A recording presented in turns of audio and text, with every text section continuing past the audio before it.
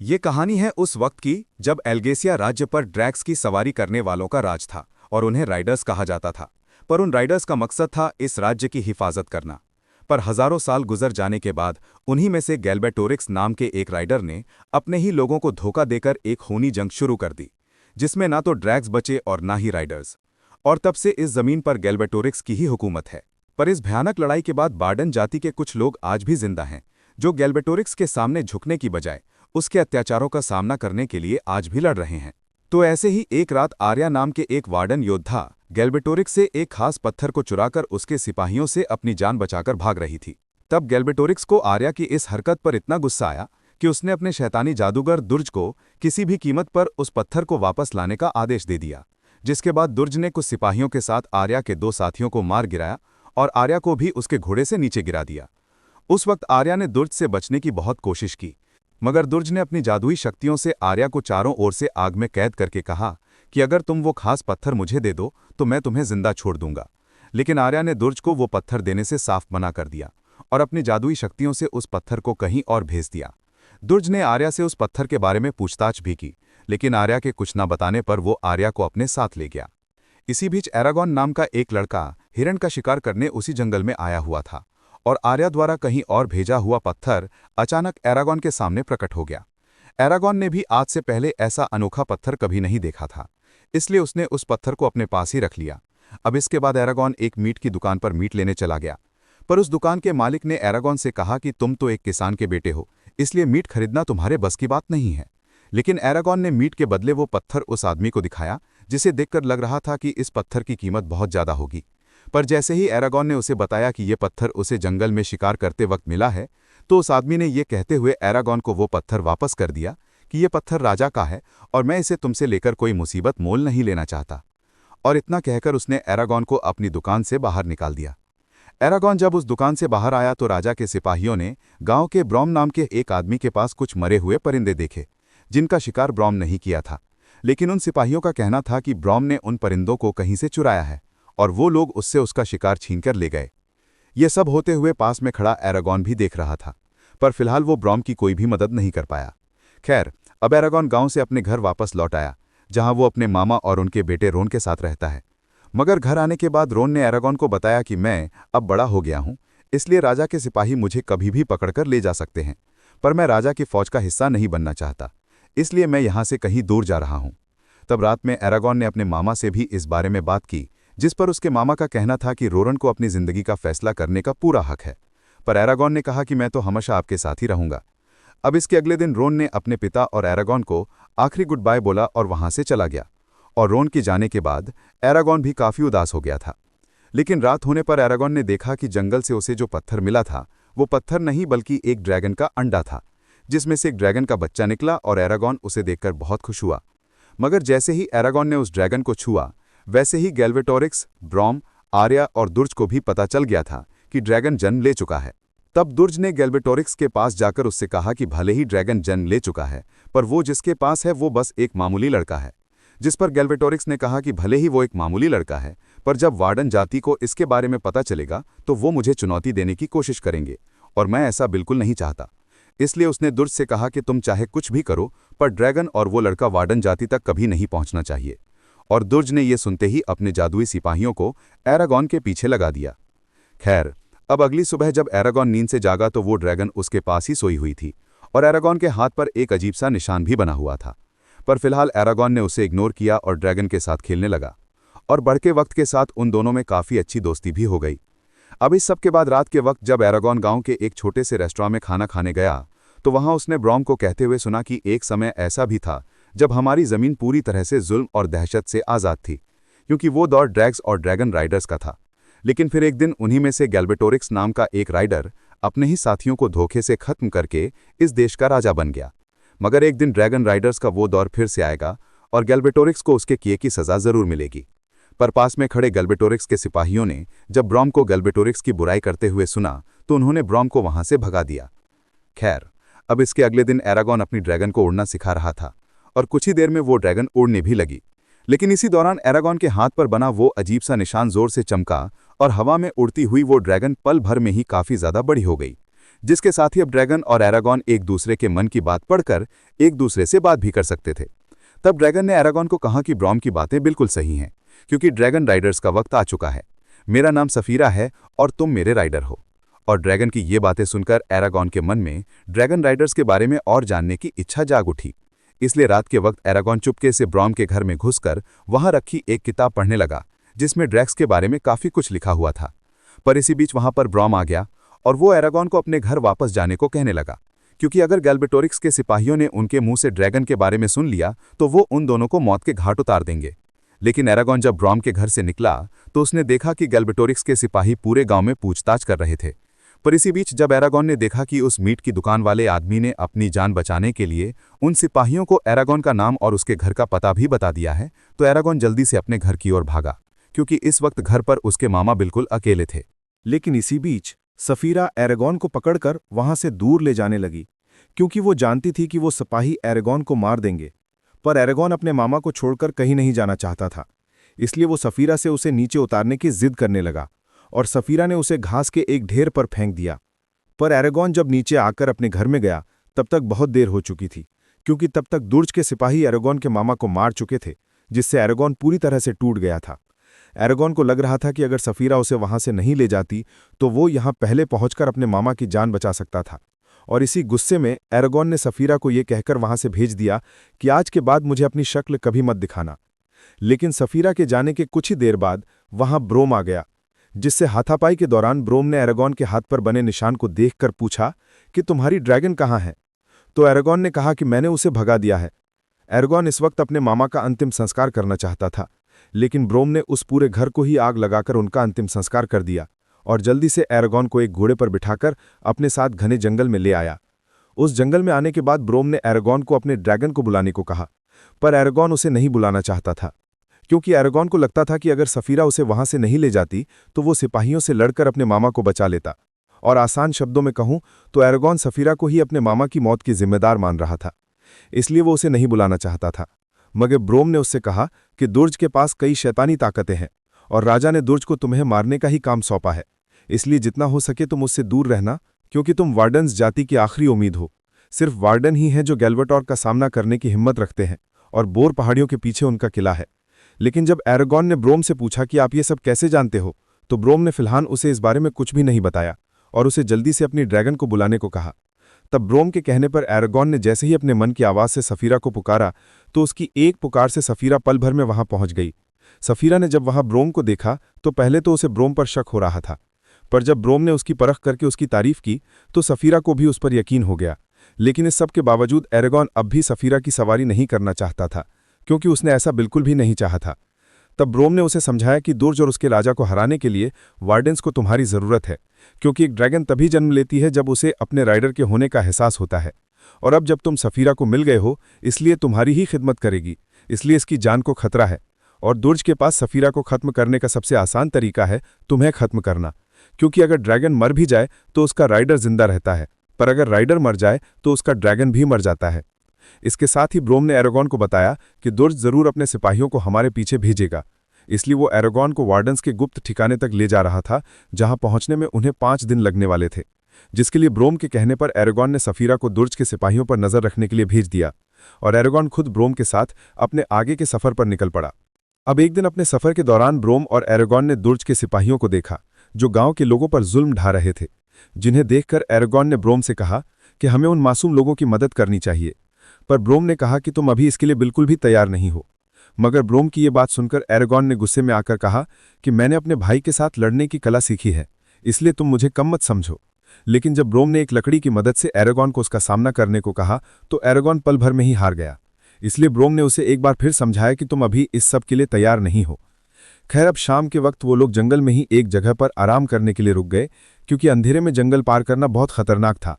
लेकिन जब ब्रोम ने वहां पर आग जादू से जलाई तो एरागॉन ने उससे पूछा कि आपने ये कैसे किया, पर ब्रोम ने उसे इसके बारे में कुछ भी नहीं बताया और एरागॉन को सोने को कहा, क्योंकि सुबह होते ही उन्हें काफी लंबा सफर तय करना था। अब अगली सुबह वो लोग अपने आगे के सफर पर निकल गए और काफी दूर तक चलने के बाद वो लोग एक गांव में आ पहुंचे, जहां ब्रोम एरागॉन को कुछ खाने को भेजकर किसी से मिलने चला गया। लेकिन एरागॉन खाना लेने की बजाय एंजेला नाम की एक औरत की झोंपड़ी में आ गया, जो कि भविष्य बताती है। वहां एंजेला ने एरागॉन के बारे में बताते हुए कहा कि तुम में बहुत शक्तियां हैं, पर अभी तुम अपनी शक्तियों के बारे में कुछ नहीं जानते। पर एक लड़की है जो तुम्हें तुम्हारे ख्वाबों में दिखाई देती है, वो तुम्हारी अतीत के साथ साथ तुम्हारे भविष्य का भी हिस्सा है। सीख लिया। ये जादुई शक्तियां ड्रैगन में होती हैं जो वो अपने राइडर को दे देते हैं, और तुम में और सफीरा में काफी मजबूत रिश्ता है। ब्रोम को अब लगने लगा था कि एरागॉन अब धीरे धीरे सारी चीजें सीखने लगा है, इसलिए उसने एरागॉन को जादू के कुछ मंत्र बताए, और साथ ही उसने एरागॉन को ड्रैगन की सवारी करना भी सीखने को कहा। क्योंकि वो लोग पहले ही दुर्ज के दरिंदों की नज़र में आ चुके थे, इसलिए उन्हें पहाड़ों को पार करने के लिए कोई और रास्ता चाहिए था। तब ब्रह्म की बात मानकर एरागॉन भी सफीरा की सवारी करने के लिए मान गया, जिसमें पहले तो उसे बहुत डर लग रहा था, पर बाद में उसे मजा आने लगा। सफीरा और एरागॉन अब एक दूसरे को काफी अच्छे से समझने लगे थे, इसलिए वो उड़ान भरते हुए ही आगे बढ़ने लगे, जबकि ब्रोम अपने घोड़े पर ही जंगल से होता हुआ आगे बढ़ रहा था। लेकिन सफीरा की सवारी करते हुए एरागॉन ने जब सफीरा की नज़रों से देखना शुरू किया, तभी उसकी नज़र दुर्ज के दो दरिंदों पर पड़ी जो ब्रोम को मारने के लिए उसकी ओर बढ़ते चले आ रहे थे। तब एरागॉन जब ब्रोम को बचाने गया तो एक सिपाही ने उसे सफीरा के ऊपर से नीचे गिरा दिया, और सफीरा भी एक पेड़ से टकराकर घायल हो गई। एरागॉन ने उनमें से एक सिपाही को तो एक जादुई मंत्र से पेड़ से लटकाकर मार दिया था, पर तभी उसके सामने दूसरा सिपाही आ गया। मगर उस सिपाही के एरागॉन तक पहुंचने से पहले ही ब्रोम ने वहां आकर अपनी तलवार से उस सिपाही को मार गिराया। खैर, अब इस भयानक हादसे के बाद ब्रोम ने सफीरा के जख्मों पर मरहम लगाते हुए गुस्से में एरागॉन से कहा कि अपने ड्रैगन की हिफाजत करना तुम्हारी जिम्मेदारी है। पर इसी बीच एरागॉन ब्रोम के हाथ पर बना निशान देखकर समझ गया कि ब्रोम भी एक ड्रैगन राइडर है, जिस पर ब्रोम ने उसे कहा कि हाँ, मैं कभी ड्रैगन राइडर हुआ करता था, पर अब नहीं हूं। उस वक्त मॉर्जन नाम के एक राइडर ने मेरी ड्रैगन को ज़ारोक नाम की एक तलवार से मार दिया था, जो कि किसी भी ड्रैगन की जान ले सकती है। मॉर्जन गैल्बिटोरिक्स से मिला हुआ था, और मुझे बचाने के लिए मेरी ड्रैगन ने अपनी जान कुर्बान कर दी, जिसके बाद मैंने मॉर्जन को ढूंढा और उसी की तलवार से उसे मार दिया। और मॉर्जन के मरते ही उसकी ड्रैगन भी मारी गई, और मैंने ये उसकी तलवार अपने पास रख ली। अब इस सब के बाद जब वो लोग सो रहे थे तो दुर्ज आर्या पर जादू करके एरागॉन के सपने में चला गया, और उसने बड़ी चालाकी से एरागॉन को आर्या बनकर कहा कि प्लीज मुझे बचा लो, मैं दुर्ज की कैद में हूं। इस सपने को देखने के बाद जैसे ही एरागॉन की आंख खुली तो एरागॉन ने आर्या को बचाने का फैसला कर लिया। ब्रोम ने उसे कई बार समझाया कि वहां जाना खतरे से बिल्कुल भी खाली नहीं है, पर एरागॉन ने उसकी एक नहीं सुनी। सफीरा ने भी एरागॉन को रोकने की कोशिश की, पर एरागॉन ने सफीरा को उड़ने का आदेश दिया, और वो दुर्ज के किले के बाहर आकर रात होने का इंतजार करने लगा। खैर, अब रात होने पर एरागॉन दुर्जा के किले के अंदर चला गया, जबकि वो इस बात से पूरी तरह से अनजान था कि उसे यहाँ आर्या नहीं बल्कि दुर्ज ने बुलाया है। उस किले के अंदर आकर एरागॉन ने सफीरा के देखने की शक्ति को इस्तेमाल किया और बड़ी आसानी से आर्या को ढूंढ निकाला। पर जब वो उस कमरे के अंदर पहुंचा तो वहां दुर्ज पहले से ही उसके आने का इंतजार कर रहा था। तब उस कमरे के अंदर एरागॉन और दुर्ज में लड़ाई होने लगी, जिसमें एक बड़ा जादू इस्तेमाल करने पर एरागॉन की सारी शक्ति खर्च हो गई, जबकि दुर्ज को इससे कोई फर्क नहीं पड़ा। इसी मौके का फायदा उठाकर दुर्ज ने एरागॉन को मारने के लिए उस पर हमला किया, पर ऐन मौके पर ब्रोम ने बीच में आकर एरागॉन की जान बचा ली। जिसके बाद एरागॉन ने दुर्ज के सर में एक तीर मारा, जिससे दुर्ज मरा तो नहीं, पर आर्या पर किया उसका जादू जरूर टूट गया। आर्या को आज़ाद करवाने के बाद अब वो लोग वहां से निकल ही रहे थे, पर किले में मौजूद सिपाहियों ने उन्हें घेर लिया, और दुर्ज के जिस हमले से ब्रोम ने एरागॉन को बचाया था, उससे ब्रोम की हालत भी बहुत नाजुक थी। पर तभी उनकी मदद करने सफीरा पहुंची, जबकि एक अनजान शख्स एरागॉन पर तीर तान कर खड़ा था। लेकिन असल में वो तीर एरागॉन को मारने के लिए नहीं, बल्कि उसे बचाने के लिए था, जिससे उसने एक सिपाही को मारा और वो सब जल्दी से सफीरा पर सवार होकर वहां से निकल गए। खैर, अब वहां से निकलकर जब वो लोग एक जगह आराम कर रहे थे तो उस वक्त दुर्ज के हमले की वजह से ब्रोम की हालत पहले से भी ज्यादा खराब हो चुकी थी। वहां एरागॉन को लग रहा था कि उसने दुर्ज को मार दिया है, पर ब्रोम ने उसे समझाया कि दुर्ज जैसे शैतान को मारने के लिए उसके दिल पर वार करना पड़ता है। इस जंग में तुम्हें मदद की भी जरूरत पड़ेगी। इसलिए ब्रोम ने उसे अपनी वो लाल तलवार दी और जल्द से जल्द वार्डन के पास जाने की सलाह दी। एरागॉन ने अपनी जादुई शक्तियों से ब्रोम को ठीक करने की भी कोशिश की, पर अभी उसमें इतनी ताकत नहीं थी कि वो ब्रोम को ठीक कर सके। तब एरागॉन की इस कोशिश के बाद सफीरा ने ब्रोम को अपनी सवारी करवाते हुए उड़ान भरी और वहीं पर ब्रोम ने अपना दम तोड़ दिया और उसकी मौत से एरागॉन को काफी बुरा लग रहा था। तो अब ब्रोम के मरने के बाद एरागॉन, सफीरा और आर्या अपने आगे के सफर पर निकल पड़े। लेकिन दूर जब भी आर्या पर जादू कर रहा था, जिसकी वजह से अचानक आर्या की तबीयत काफी खराब हो गई और उसे बचाने के लिए उन्हें जल्द से जल्द वार्डन के पास पहुंचना होगा, जबकि एरागॉन को तो वार्डन तक जाने का रास्ता भी पता नहीं था।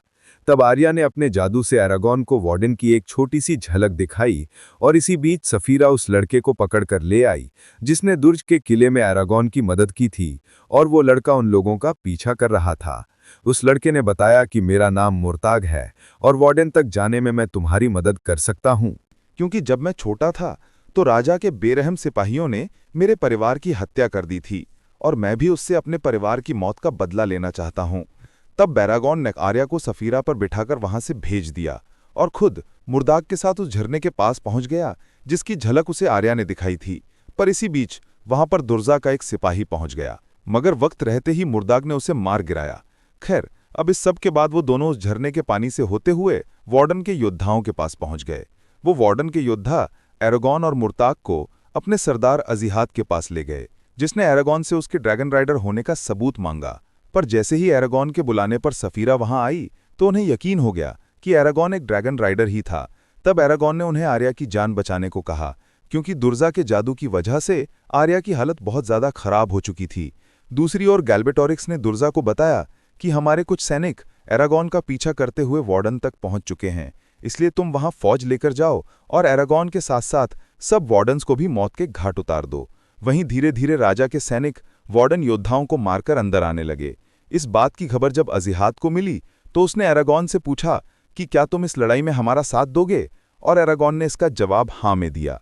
लेकिन इसी बीच जब अजीहाद की नज़र मुर्ताग पर पड़ी तो उसने अपने सिपाहियों से उसे कैद करने का आदेश दे दिया, क्योंकि मुर्ताग असल में मोरजाइन का बेटा है जिसने गैल्बेटोरिक्स का साथ देकर ड्रैगन राइडर्स को धोखा दिया था।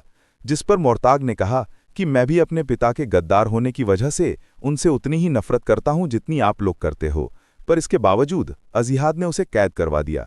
खैर, अब इस सब के दौरान दुर्जा अपनी पूरी फौज लेकर वहां पहुंच चुका था, इसलिए सभी वार्डन योद्धा जंग की तैयारी करने लगे। तब तक आर्या भी पूरी तरह से ठीक हो चुकी थी और उसने एरागॉन को जंग के लिए तैयार करने के बाद उसे वो कवच भी दिखाया जो वार्डन योद्धाओं ने सफीरा के लिए बनाया था। तब इसी दौरान दुर्जा ने अपने सैनिकों के साथ वार्डन के लोगों पर हमला कर दिया और वार्डन के योद्धा भी डटकर उनका सामना कर रहे थे। पर सबसे अच्छी बात यह थी कि सफीरा और एरागॉन अब तक एक हो चुके थे, इसलिए उनके इस लड़ाई में शामिल होने से इस लड़ाई का रुख पूरी तरह से बदल गया। सफीरा ने आग उगलकर एक ही बार में कई दुश्मनों को जलाकर खत्म कर दिया था, जिसे देखकर ऐसा लग रहा था कि जीत उनकी ही होगी। वहीं एक पिंजरे में कैद मुर्ताग बाहर आने के लिए तड़प रहा था, पर तभी एक जलता हुआ दुश्मन सैनिक पिंजरा तोड़कर अंदर आ गया, जिसे बड़ी आसानी से मारने के बाद मुर्ताग भी इस जंग का हिस्सा बन गया। पर इसके अगले ही पल मुर्ताग को कई दुश्मन सैनिकों में घेर लिया था और वो लोग उसे मारने ही वाले थे, पर तभी एरागॉन और सफीरा ने बीच में आकर उसकी जान बचा ली। तब एरागॉन और सफीरा को इतनी बहादुरी से लड़ता हुआ देखकर दुर्फा ने अपने काले जादू से एक ड्रैगन बनाया और उसकी सवारी करते हुए एरागॉन और सफीरा का मुकाबला करने लगा, जिसमें वो उन दोनों पर काफी भारी पड़ रहा था।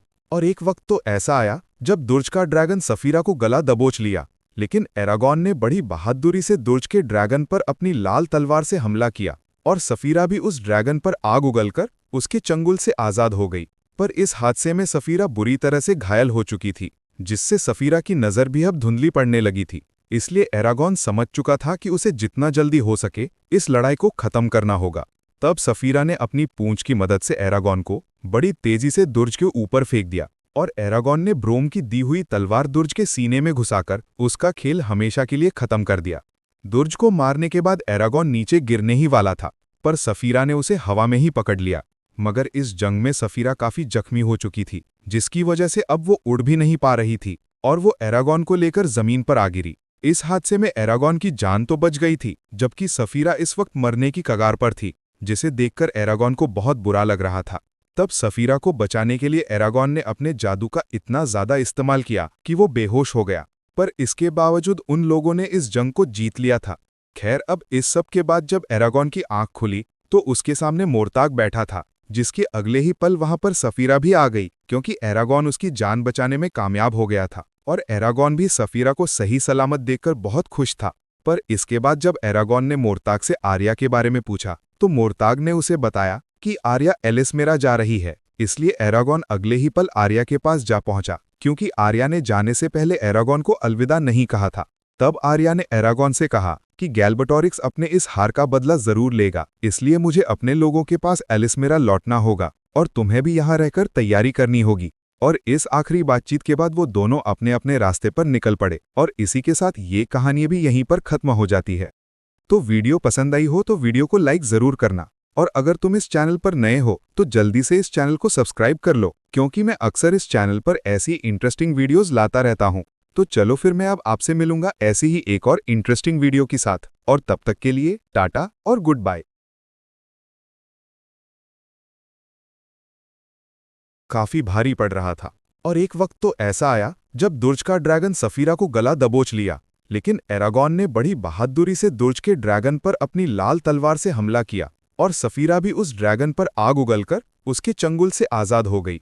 पर इस हादसे में सफीरा बुरी तरह से घायल हो चुकी थी, जिससे सफीरा की नज़र भी अब धुंधली पड़ने लगी थी। इसलिए एरागॉन समझ चुका था कि उसे जितना जल्दी हो सके इस लड़ाई को खत्म करना होगा।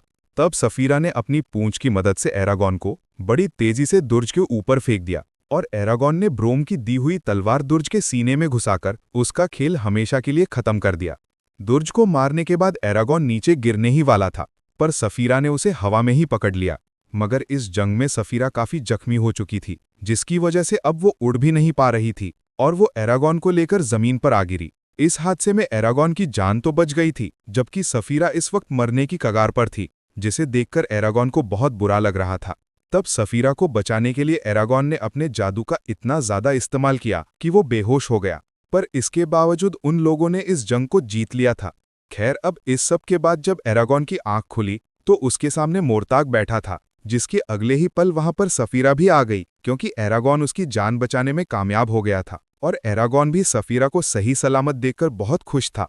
पर इसके बाद जब एरागॉन ने मोर्ताग से आर्या के बारे में पूछा, तो मोर्ताग ने उसे बताया कि आर्या एलिसमेरा जा रही है। इसलिए एरागॉन अगले ही पल आर्या के पास जा पहुंचा, क्योंकि आर्या ने जाने से पहले एरागॉन को अलविदा नहीं कहा था। तब आर्या ने एरागॉन से कहा कि गैल्बटोरिक्स अपने इस हार का बदला जरूर लेगा, इसलिए मुझे अपने लोगों के पास एलिसमेरा लौटना होगा, और तुम्हें भी यहाँ रहकर तैयारी करनी होगी। और इस आखिरी बातचीत के बाद वो दोनों अपने अपने रास्ते पर निकल पड़े, और इसी के साथ ये कहानी भी यहीं पर खत्म हो जाती है। तो वीडियो पसंद आई हो तो वीडियो को लाइक जरूर करना, और अगर तुम इस चैनल पर नए हो तो जल्दी से इस चैनल को सब्सक्राइब कर लो, क्योंकि मैं अक्सर इस चैनल पर